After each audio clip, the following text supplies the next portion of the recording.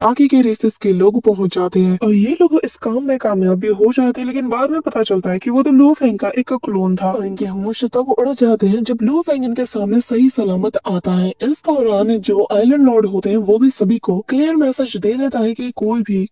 अगर ancestor God academy के inheritor लू फेंग को चोट पहुंचाएगा या फिर उसे मारने की कोशिश करेगा तो मैं उसे नहीं छोड़ूंगा। अब यहाँ पर खुद आइलैंड लॉर्ड आकर जब ये बात कहते हैं तो सभी रेसेस के लोग जो कि लू फेंग के लिए गलत इंटेंशंस को रखते हैं उन्हें एक क्लियर मैसेज मिल जाता है। आरएम आगे सो हम इस हमारे इस एपिसोड के स्टार्टिंग में हम आइस वुल्फ किंग को देखते हैं जो कि यहाँ पे कहने लगता है कि मैं इस ब्लेड रिवर किंग को और ज्यादा पनपने नहीं दे सकता, फ्यूचर में ये मेरे लिए बहुत बड़ा खतरा बन सकता है। हमारी ये चाल तो नाकाम हो गई, बताओ अब आगे तुम लोग क्या करने वाले हो। जिस पे सामने मौजूद यहाँ पर वो जाइंट सा मॉन्स्टर कहने लगता है कि इस वक्त हम कुछ भी नहीं कर सकते क्योंकि इस वक्त वो एंसेस्टर गॉड सेक्ट के अंदर मौजूद है जहाँ पर जो अलोरा लाइट्स है वो काफी ज्यादा स्ट्रिक्ट है, तो फिलहाल उसे मारना बहुत ज्यादा मुश्किल होगा। और तो और आयरन लॉर्ड ने जो सबको लास्ट टाइम वार्निंग दिया है ना, तो मॉन्स्टर क्लैन से लेकर जितने डीमन क्लैन से और अलायंस के लोग हैं किसी की भी हिम्मत नहीं हो रही कि उनके खिलाफ जाए, लेकिन हम हार नहीं मानेंगे, बस हमें सही वक्त का इंतजार करना है। यहाँ पे हम देखते हैं कि आइस वुल्फ किंग को काफी ज्यादा गुस्सा आता है, कहने लगता है कि मैं कसम खा के कहता हूँ कि एक बार ये मेरे हाथ लग जाए मैं इसे मिटा के रख दूंगा। इस दौरान हमें लू फेंग को दिखाया जाता है जहाँ पर वो आयरन लॉर्ड के पैलेस के अंदर कल्टीवेट करने में फोकस कर रहा था और अब उसने बीस्ट गॉड के जो 7th फॉर्म था 3rd वॉल्यूम का उसे बहुत ही अच्छे से मास्टर कर लिया है। मेरा सिल्वर विंग भी 2nd लेवल पे अपडेट हो चुका है, इसकी स्पीड बहुत ज्यादा इंक्रीज हो चुकी है, लेकिन मुश्किल की बात यह है कि अब मेरे क्लोन बॉडी के बारे में काफी लोगों को पता चल रहा है और तो और यूनिवर्स के जो पावरफुल रेसेस के लोग हैं वो लोग मुझे जानबूझ के टारगेट कर रहे हैं। हाल ही में जो हमला मेरी क्लोन बॉडी पे हुआ वो आज नहीं तो कल मेरी रियल बॉडी में भी होगा, इसके लिए मुझे अभी से तैयार रहना होगा। अब यहाँ से लो फैंग डिसाइड करता है कि वो अपने 3rd क्लोन बॉडी को भी बनाएगा और जिसके लिए वो बीस्ट गॉड की इनहेरिटेंस पावर का भी यूज करेगा और इसके लिए बेहतरीन जगह कोई है तो वो है एंसेस्टर गॉड का सीक्रेट रीजन, जहाँ पर जाके मुझे इस काम में बहुत ही ज्यादा आसानी होने वाली है। यहाँ मौजूद जो लाइफ फॉर्म्स है इनका यूज करके मेरा क्लोन बहुत ही जल्दी मैनिफेस्ट भी हो जाएगा और उसकी ताकत भी बहुत ज्यादा बढ़ जाएगी। यहाँ पे लो फैंग डिसाइड कर चुका था तो अब वो सीधा यहाँ आइलैंड लॉर्ड के जो पैलेस से बाहर निकलते साथ ही यहाँ से टेलीपोर्ट होकर सीधा एंसेस्टर गॉड के जो सीक्रेट रीजन है वहाँ पे आ जाता है। रात साथ ही यहाँ के खतरे को वो भांप लेता है तो निकालते अपने क्लोन बॉडी को और यहाँ पे डिमोनिक क्लोन बॉडी को वो सीधा आगे की तरफ रवाना कर देता है। यहाँ पे ये फुल स्पीड पे बढ़ रहा था कि तभी पीछे बाबा यहाँ लो फैंग को आगाह करते हुए कहती है कि याद रखना ये जगह जितनी ज्यादा अपॉर्चुनिटी से भरी हुई है उतनी ज्यादा खतरनाक है, यूनिवर्स वनरेबल भी यहाँ पर आने से हिचकते हैं। उसकी बात सुनकर लू फैंग स्माइल करते हुए कहता है कि चिंता मत करो, मैं जानता हूँ कि मैं क्या कर रहा हूँ, मुझे फिलहाल के लिए लाइफ ट्री के एक लीफ की जरूरत है जिसके चलते मैं अपनी 3rd क्लोन बॉडी को बहुत ज्यादा स्ट्रॉन्ग बना दूंगा क्योंकि मैं फ्यूचर में मेरे दुश्मन के रहमो करम पे जिंदा रहना नहीं चाहता। यहाँ पर लो फैंग और क्लोन बॉडी दोनों आगे बढ़ रहे थे कि तभी इनके सामने एक बड़ा सा वॉर्टेक्स नजर आता है और जैसे ही इसके उस पार ये लोग जाते हैं तो यहाँ के माहौल को देखकर लो फैंग समझ चुका था कि क्यों बाबा ने कहा था कि ये जगह बहुत ज्यादा खतरनाक है। कि तभी यहाँ पर लो फैंग को अपने सामने बहुत मिस्टीरियस से सिल्वर पेटल से बना हुआ एक बहुत बड़ा रिंग नजर आता है, साथ ही इसके सामने एक बॉल भी मौजूद है जिसे देखकर लो फैंग बाबा से इसके बारे में पूछता है और कहता है कि जरा बताओ आखिर ये चीज क्या है, मुझे ऐसा लग रहा है कि जैसे कि ये कोई ट्रेजर हो। अब यहाँ बाबा बाहर आते साथ ही से एग्जामिन करते हुए कहने लगती कि क्या बात है, अगर जो मैं सोच रही हूँ ये वही है तो फिर तो तुम्हारी लॉटरी लग जाएगी। इस दौरान लो फैंग उसे फॉलो करते हुए आगे बढ़ता है कि तभी वो एक गलत जगह पर पैर रख देता है जिसके चलते वहाँ का सक्शन फोर्स उसके ऊपर पड़ने लगता है और वो तेजी से इसके अंदर जैसे समा रहा हो और तभी यहाँ पर उसके जो डिमोनिक क्लोन बॉडी का जो कोर होता है उसके अंदर यहाँ पे ये जो ट्रेजर की पावर है ये तेजी से फ्लक्चुएट करते हुए इसके अंदर अब्सॉर्ब होने लगती है और ये चीज जब लो फैंग नोटिस करता है तो उसे काफी ज्यादा अजीब लगता है और फिर वो बाबा को हैरानी के साथ पूछता है और कहता है कि आखिर ये क्यों हो रहा है, आखिर ये जो मिस्टीरियस सी चीज है इसकी पावर मेरे डिमोनिक कोर के अंदर क्यों समा रही है। इस दौरान यहाँ पे बाबा थोड़ी कंफ्यूज हो जाती है पर यहाँ पर वो थोड़ी बहुत रिसर्च करके और डीप एनालिसिस करने के बाद कंक्लूजन के पास पहुंच जाती है और फिर बताने लगती है कि असल में जिस जगह पर तुमने पैर रखा है वो असल में इस लेक का ही हिस्सा है और यहाँ ये जो लेक है ये पूरी तरीके से काफी ज्यादा स्पिरिचुअल एनर्जी से भरी हुई है और यहाँ पर ये जो सिल्वर ब्लेड्स और जो क्रिस्टल्स को तुम देख रहे हो इनका जो कोर है ना इसके अंदर इसकी एनर्जी स्टोर होती है। है। और जैसे कि स्पेस हार्ट कहा जाता है, जो कि यूनिवर्स के द्वारा बनाया गया है, कि ऐसी चीज है जिसके अंदर प्योर स्पेस लॉ मौजूद है। और जैसा कि तुम जानते हो कि तुम्हारी जो डिमोनिक क्लोन बॉडी है, इसके कोर के अंदर जो है स्पेस लॉ की थोड़ी पावर है, जिसके चलते इसने इसे अट्रैक्ट किया। और तब से लेकर अब तक लगातार स्पेस हार्ट की जितनी भी एनर्जी है और जितने भी इसके अंदर स्पेस लॉ मौजूद है, तुम्हारा जो डिमोनिक बॉडी का कोर है वो उसे अब्सॉर्ब कर रहा है, और जो कि तुम्हारे लिए काफी अच्छी बात है। इस दौरान इसकी तरफ एक मिस्टीरियस अटैक हो जाता है, लेकिन लो फेंग बावाता को साइड करके उसे बचा लेता है। लो फेंग यहाँ पर तेजी से भागने लगता है और वो समझ चुका है कि कोई यूनिवर्स वनरेबल लेवल का बंदा उसके पीछे पड़ चुका है। और यहाँ पर उसकी आवाज लो फेंग को सुनाई देती है, जो कि उससे कहता है कि ये स्पेस हार्ट ये मेरा ट्रेजर है, ये मुझसे बिलोंग करता है, और जो भी मेरे ट्रेजर को चुराने की कोशिश करेगा मैं उसे छोड़ूंगा नहीं। इस दौरान हम देखते हैं कि लो फेंग के ऊपर उसका अटैक असर नहीं करता, जिसके चलते ये बंदा पलक झपकते इसके पास आ जाता है। और वो भी ये देखकर हैरान था कि लो फेंग के ऊपर उसके अटैक का कोई असर नहीं हुआ। तो वो कहने लगता है कि लगता है तुम्हारे पास कोई स्पेशल टेक्निक है, जिसके चलते मेरे इस अटैक की वजह से तुम्हारे सोल का छोटा सा फ्रेगमेंट भी डैमेज नहीं हुआ, जिसका मतलब ये है कि तुम मेरे लिए एक खतरा और मुझे तुम्हें खत्म करना ही होगा।